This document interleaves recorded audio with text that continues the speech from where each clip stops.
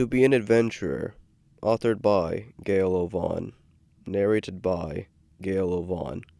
Chapter 2. Rota woke up at 8 o'clock the following morning. He had slept in his chair in the kitchen. He took a look at the time.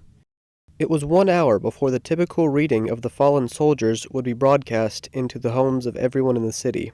This was a tradition where an illusion would be cast, by one of the adventurers who knew magic, onto a stone slate hung upon the wall.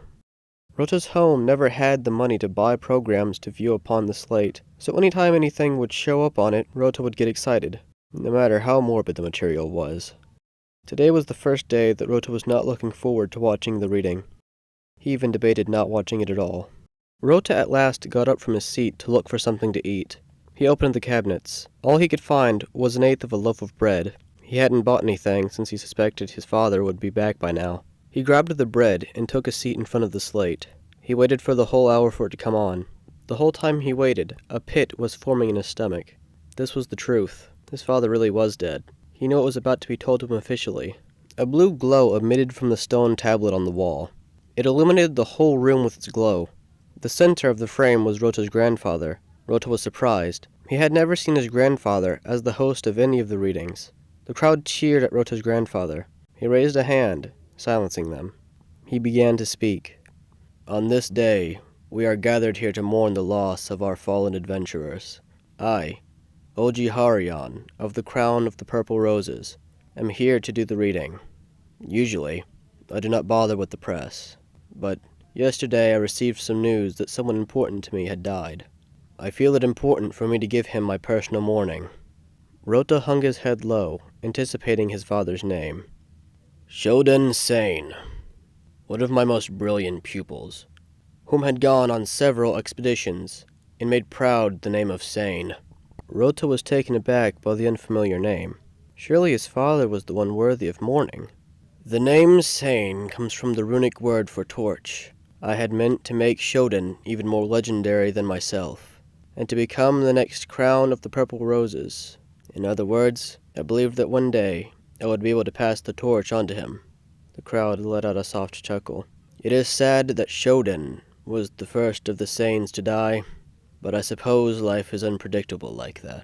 Rota looked at the tablet in disbelief and nearly stood up to leave its presence, but did not because he wanted to see what Harion had to say of Motoka's death. But today is a day of mourning for all of the fallen soldiers, not just for Shoden. Harion pulls out a piece of paper from his pocket and begins reading the names written on it. Rota leans in closer, awaiting Oji's reaction to Motoka's name. Harion pauses before reading off Motoka's name. Motoka O'Harion. I had no clue. Rota is shocked at the lack of care given to Motoka's death by Oji. Harion continues to read the names off of the list. Once he was finished, Harion concluded the event with a small speech. To everyone here in person, and to those of you watching at home, thank you. There are very few people who call these brave adventurers family, except for their guilds. Some of the men and women who die out on expeditions do so for a better life. They all try their hardest, and even though most of these adventurers die without a single piece of gold to their name, we still need to celebrate them. After all, everything that our guild and this city becomes is all because of people like them. Rota was no longer listening. He had already gotten up and gone over to his father's dresser. He picked up the small bag of money that Motoka had left him before the last expedition. He opened it and laid the coins on the counter. He counted them out, 2 silver coins and 10 copper coins. This was enough money for now, but he would definitely need more soon. He put them back in the coin pouch. He grabbed a bag and put his father's book in it. He looked back at the stone slate on the wall. He observed a man who he didn't even believe that he could call his grandfather anymore. This was when Rota was finally going out on his own. Rota went outside, closing the door behind him. The town was already awake. It was loud, much too loud for the many thoughts in Rota's head to get in the air. In that instance, Rota had realized something. For the first time in his life, he was lonely. Not alone. He felt that before. This time he was truly lonely.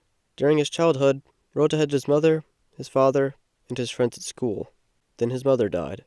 He still had his father and the children at school. Then his father took missions out of town. He still had his friends. Even after school had ended and all of his peers had gone on to bigger and better things in different parts of the country, he still had one thing: hope. He had hope that one day his father would return. He would join the Purple Roses with him and travel the world with him. Rota no longer had this hope. He was truly lonely. Rota walked along the busy streets, trying to gather his thoughts. Where will I go? Is there even a future for me? He then remembered an old friend of his. He was a bright kid, quiet, and very weird. He was a large fanatic of ancient runic magic. Rota even believes that he remembered the boy learning runic.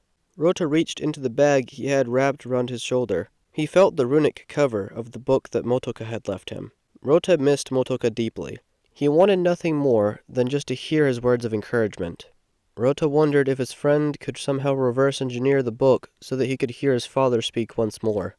Rota remembered that his friend had moved to the common realm of Larray. He was just a few towns north. Rota then knew that he had a plan. Rota then pulled out his coin pouch. He felt how empty it actually was. He knew that he needed to conserve his money, meaning he had to walk instead of hiring a carriage. Rota made it to the outskirts of the city. He looked at the arch placed in the entrance of the city. It had text lining the top. The lettering was golden, just like the Purple Roses had on their guild hall. The text read, "Welcome to Purple City." Rota looked at the sign, knowing that this might be the last time he had set foot in his hometown. He paused for a second, letting the moment set in. Rota let out an exhale, then made his first steps in his new adventure.